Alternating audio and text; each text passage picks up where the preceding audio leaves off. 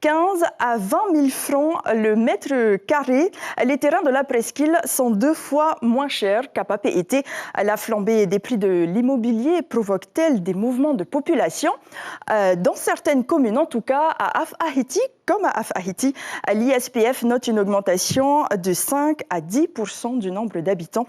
Vous allez le voir dans le reportage de Caroline Fari et Mirko Bonfo. Les autorités municipales vont devoir adapter leurs moyens à cette progression démographique. Regardez.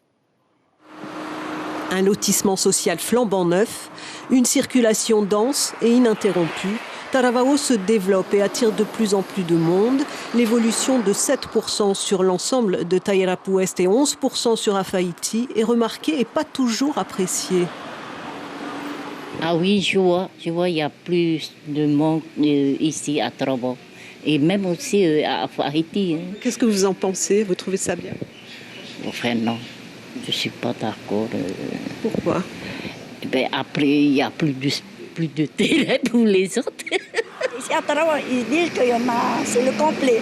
Alors il y a le Carrefour, il y a la CPS, en plus il y a les stations juste à côté. C'est le milieu quoi.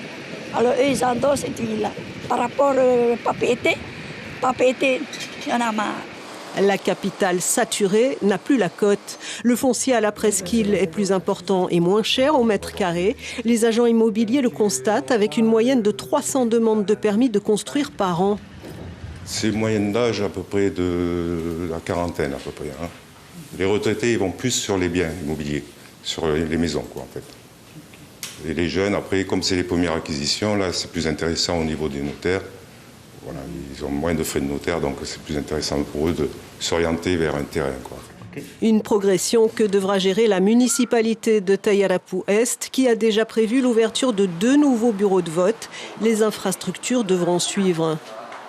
On s'adapte bien sûr par rapport à cette évolution démographique, mais je sais que dans cette progression-là aussi, on souhaite bénéficier donc de l'aide du pays et que le pays jette un regard aussi sur des infrastructures peut-être nécessaires pour atténuer les effets de cette évolution démographique, comme par exemple l'implantation d'un hôpital. Tayarapu-Est, futur pôle de convergence, la communauté des communes aidera sans doute à supporter les conséquences de cette évolution démographique. L'information en continu sur Polynésie la première, Internet et réseaux sociaux.